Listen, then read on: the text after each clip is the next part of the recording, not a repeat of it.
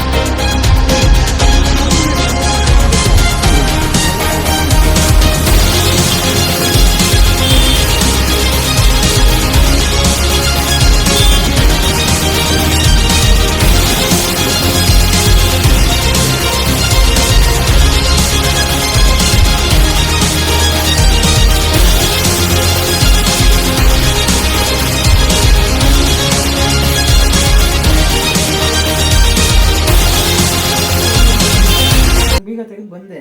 ನಮ್ಮ ಅಮ್ಮಗೆ ಬೈದೆ, ಏನಮ್ಮ ಹಿಂದ್ಗಡೆ ಬಾಗಿಲು ತೆಗೆದಾಕ್ಬಿಟ್ಟು ಓಪನ್ ಆಗಿದೆ. ಅದು ಹಂಗಿರ್ಲಿಲ್ಲ, ಮುಚ್ಚಿತ್ತು. ಮುಚ್ಚಿಬಿಟ್ಟು ಇದೆಲ್ಲ ಕ್ಲೀನಾಗಿ ಅಲ್ಲಿ ತಳ್ಳಿಬಿಟ್ಟಿದ್ದಾರೆ. ಚೇರು ಇದು ಇಲ್ಲಿ ಹಂಚಿಗೆ ಇದ್ದಿದ್ದು ಟೀಪಾಯಿ ಈ ಹಂಚಿಗೆ ಇದ್ದಿದ್ದು ಇಲ್ಲಿ ತಳ್ಳಿದ್ರು. ಏನು ಇಲ್ಲಿಂದ ಎಲ್ಲ ಹಿಂಗೆ ಹೋಗೈತೆ ಅಂತ ನನ್ನ ಬೀರು ಮೇಲೆ ಸ್ವಲ್ಪ ಡೌಟ್ ಬಂತು.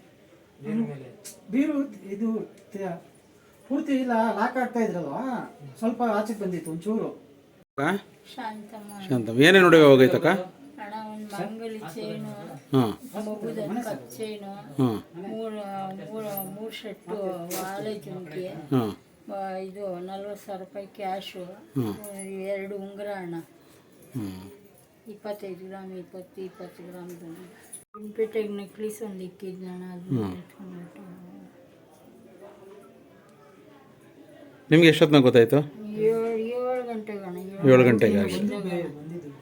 ನನ್ನ ಮಗನು 7 ಗಂಟೆ 6:45 7 ಗಂಟೆಗೆ ಬರ್ತಾನೆ ಕೆಲಸ. ಎಲ್ಲಕ್ಕೋತ ನಿಮ್ಮ ಮಗ ಕೆಲ್ಸಕ್ಕೆ? ಅಪಾರ್ಟ್ಮೆಂಟ್ಗೆ. ಡಾಬಾ ಗೇಟ್ ಹತ್ರ. ನೀವು ಅಂಗಡಿ ಇಟ್ಟಿದ್ರೆ ನೀವು ಅಂಗಡಿಯಿಂದ ಬಂದು ನೋಡಿದಾಗ ಹಿಂಗಾಗಿರೋದು? ಅಂಗಡಿಯಿಂದ ನಾನು ಬಂದಿಲ್ಲ, ನನ್ನ ಮಗನು ಅವ್ನು ಬರ್ತಾನೆ 7 ಗಂಟೆಗೆ. ಲೈಟ್ ಹಾಕ್ಬಿಟ್ಟು ಅನ್ನ ಮಾಡಿಬಿಟ್ಟು ಅಂಗಡಿ ಹತ್ರ ಬರ್ತಾನೆ. ನಾನು ಹೋಗಪ್ಪ ಲೈಟ್ ಹಾಕೋಗು ಮನೆಗೆ ಅಂತೇಳಿ ಕಳಿಸ್ದೆ. ಆಮೇಲೆ ಅವ್ನು ಬಂದು ನೋಡವನೇ, ಏನಮ್ಮ ಇತ್ಲು ಬಾಕ್ಲು ಹಾಕೇ ಇಲ್ಲ ಅಂದ. ಹಾಕಿದ್ದೀನಪ್ಪ ಅಂತಂದೆ. ಇಲ್ಲ ಹಾಕಿಲ್ಲ ಅಂದ.